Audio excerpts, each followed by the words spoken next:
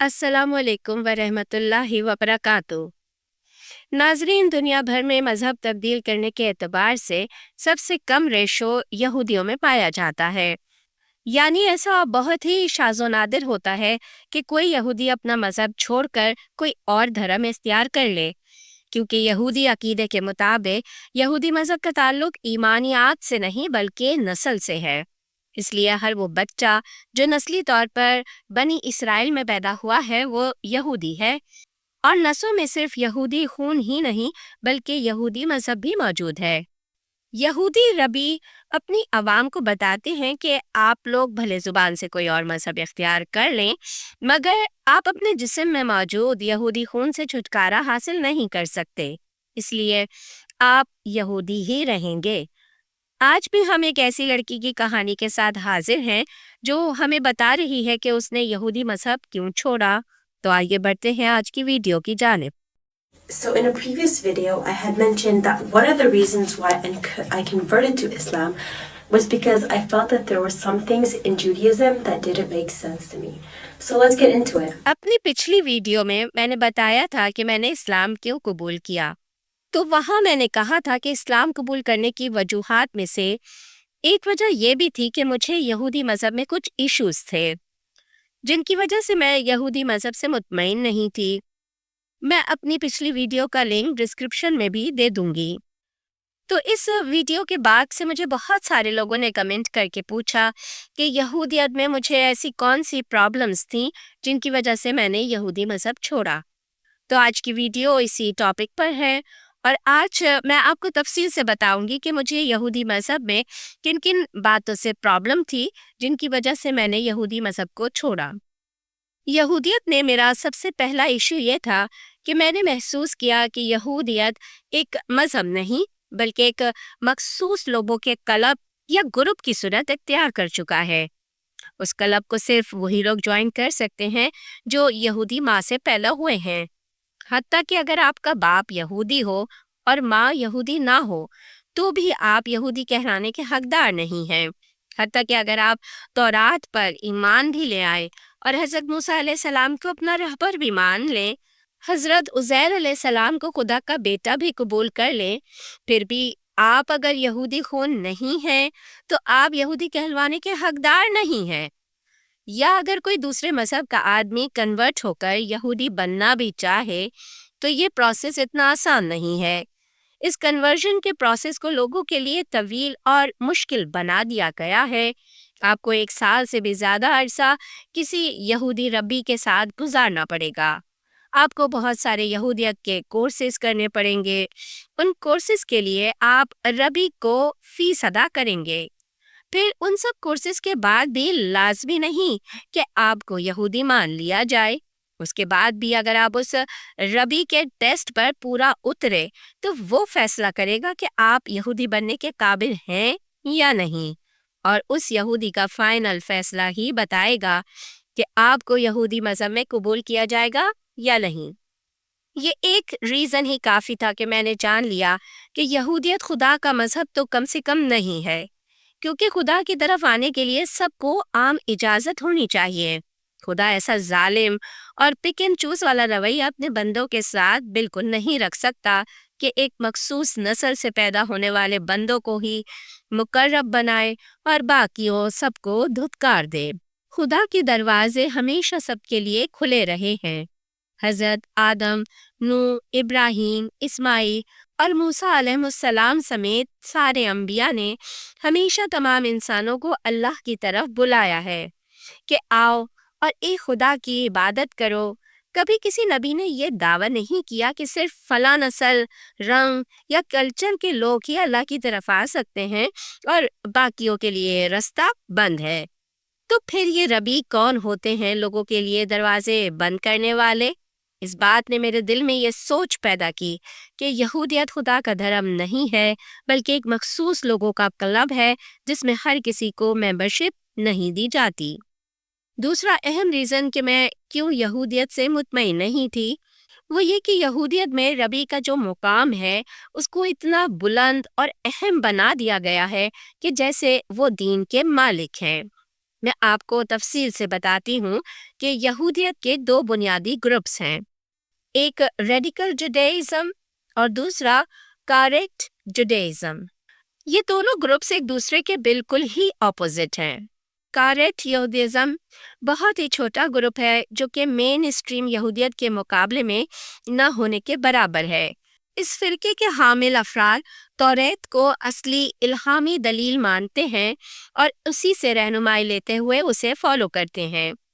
اس کے علاوہ ربیوں کی طرف سے شامل کی گئی کسی بھی اضافی چیز کو یہودیت کا حصہ نہیں مانتے، جیسے تالمود جیسی چیزوں جن کو ربیوں نے بعد میں دین میں داخل کیا ہے۔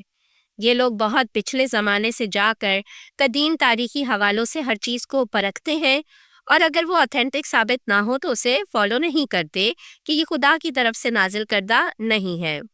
دوسرا مین اسٹریم یہودیزم ہے جسے ربیوں کا یہودیزم کہا جاتا ہے۔ اس گروپ کے تحت ربیوں کو اتنی اہمیت دی جاتی ہے کہ اگر ربی مر کر قبر میں بھی چلا جائے تو اس کی قبر پر جا کر اس سے دعائیں مانگی جاتی ہیں کہ جیسے نعوذ باللہ وہ مرنے کے بعد بھی کسی خدائی طاقت کا مالک ہے اور انہیں کچھ دے سکتا ہے۔ اس سے آپ سمجھ سکتے ہیں کہ زندہ ربی کو کتنی طاقت اور اہمیت حاصل ہوگی۔ مثال کے طور پر یہودیوں کے ایک بہت مشہور ربی کی قبر یوکرائن میں ہے۔ لاکھوں زائرین ہزاروں ڈالر خرچ کر کے اس یہودی ربی کی قبر پر جاتے ہیں اور وہاں جا کر دعائیں مانگتے ہیں، اور مرنے کے بعد بھی ان سے معجزوں کے صادر ہونے کا عقیدہ رکھتے ہیں۔ صرف یہی نہیں بلکہ جو لوگ وہاں نہیں جا پاتے وہ جانے والوں کو پیغام دیتے ہیں کہ وہاں قبر پر جا کر ان سے میرے لیے بھی دعا کرنا۔ جن لوگوں کو نہیں پتا میں ان کو بتا دوں کہ ربی یہودی عالم ہوتے ہیں جن کے پاس تورات کا بہت زیادہ علم ہوتا ہے، اور وہ 10-15 سال سینیگوگ میں بڑے ربیوں کے ساتھ رہ کر یہ علم حاصل کرتے ہیں۔ میرے لیے سب کچھ بہت ہی فضول اور بیکار تصور تھا کہ کیسے ایک مردہ انسان معجزے دکھا سکتا ہے، کیسے ایک مردہ شخص کسی خدائی طاقت کا مالک ہو سکتا ہے، کیسے وہ لوگوں کی دعائیں سن کر ان کی حاجات پوری کر سکتا ہے۔ میرے نظریے کے مطابق خدا ہی وہ واحد طاقت ہے جو کسی انسان کی حاجت کو پورا کر سکتا ہے، اور خدا سے مانگنا انسان کا اور خدا کا ڈائریکٹ معاملہ ہے۔ یہی وہ خدا اور بندے کا ڈائریکٹ کنیکشن تھا جسے اسٹیبلش کرنے کے لیے سارے انبیاء کرام آتے تھے تاکہ بندوں کو خدا سے کنیکٹ کر سکیں۔ یہاں تک کہ اگر کوئی یہودی تورات کا مطالعہ کرے تو وہ خود بھی دیکھ سکتا ہے کہ توریت میں کہیں بھی ربی کا کوئی ذکر نہیں ہے۔ توریت بھی ڈائریکٹ اللہ اور بندے کے درمیان کنیکشن کی بات ہی کرتی ہے اور ڈائریکٹ خدا سے ماننے کا حکم دیتی ہے کہ وہی ہے جو سب کی دعائیں سننے، سب کی حاجات پوری کرنے اور سب کچھ کرنے پر قادر ہے۔ یہی وہ چیز ہے جسے اسلام میں شرک قرار دیا گیا ہے، اور اسلام میں ہمیں سکھایا جاتا ہے کہ مرنے کے بعد اللہ تعالیٰ ہر گناہ معاف کر دیں گے سوائے شرک کے۔ شرک کو اتنی بری چیز بتایا گیا ہے، یہ وہ واحد چیز ہے جس کی معافی بالکل نہیں ہے۔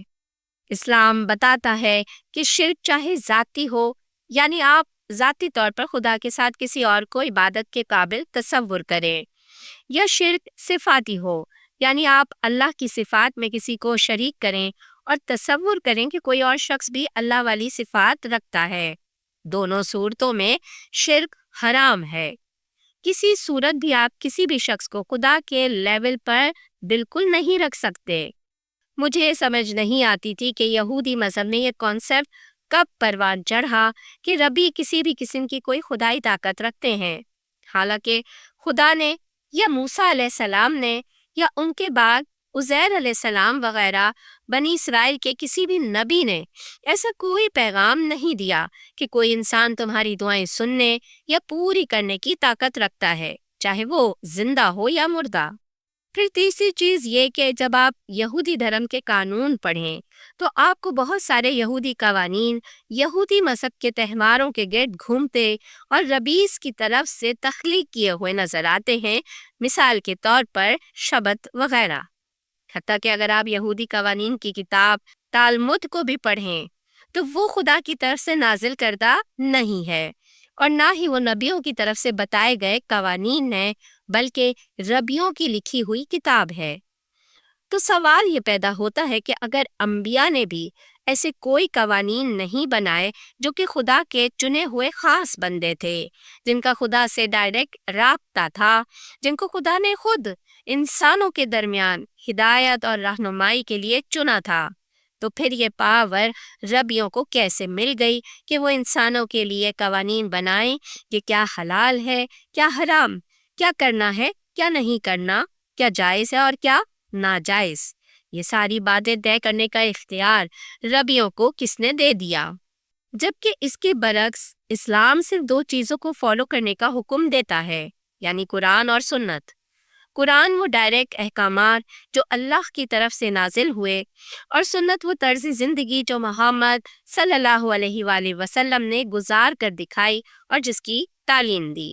یہ سنت پر عمل بھی ہم مسلمان صرف اس لیے کرتے ہیں کہ قرآن میں اللہ تعالیٰ نے حکم دیا ہے کہ محمد صلی اللہ علیہ وآلہ وسلم کے طریقے کو فالو کرو، اور وہ تمہیں دین کے نام پر جو چیز سکھائے اس کو ایکسیپٹ کرو۔ تو یہ وہ بنیادی نکات تھے جن کی وجہ سے میں اس نتیجے پر پہنچی کہ یہودیت کی موجودہ شکل جو اس وقت دنیا میں موجود ہے، خدا کے اصل پیغام سے ہٹ کر ربیوں کی طرف سے گھڑی گئی ایک جماعت کی صورت اختیار کر چکی ہے۔ جبکہ اسلام کا مطالعہ کرنے پر مجھے پتہ چلا کہ یہ اسی خدا کے اصل احکامات پر کھڑا ہے جو کہ محمد صلی اللہ علیہ وآلہ وسلم نے اپنی امت کو دیے تھے۔ یہی وجہ تھی کہ جب میں نے اسلام کو اسٹڈی کرنا شروع کیا تو میں نے محسوس کیا کہ یہ اس اصلی خدا کے پیغام کو فالو کر رہا ہے جو کہ ہر نبی کو دے کر بھیجا گیا تھا، یعنی اسلام اللہ اور بندے کا ڈائریکٹ کنیکشن بنانے کا نام ہے۔ اور جب میں نے قرآن کی یہ آیت پڑھی تو میں نے فائنلی کہا کہ بے شک یہی خدا کا سچا پیغام ہے۔ اس آیت نے نہ صرف میرے سارے سوالوں کے جواب دیے، بلکہ اس آیت نے ثابت کیا کہ قرآن خدا کا سچا کلام ہے۔ اس آیت کو پڑھنے کے بعد کوئی وجہ نہیں تھی کہ میں یہودیت کو نہ چھوڑوں اور اسلام قبول نہ کروں۔ تو بس یہی وہ بنیادی نکات تھے جن کی وجہ سے میں یہودیت کو غیر عقلی اور غیر منطقی دین سمجھتی تھی، اور اسی وجہ سے میں نے یہودیت کو چھوڑا تھا۔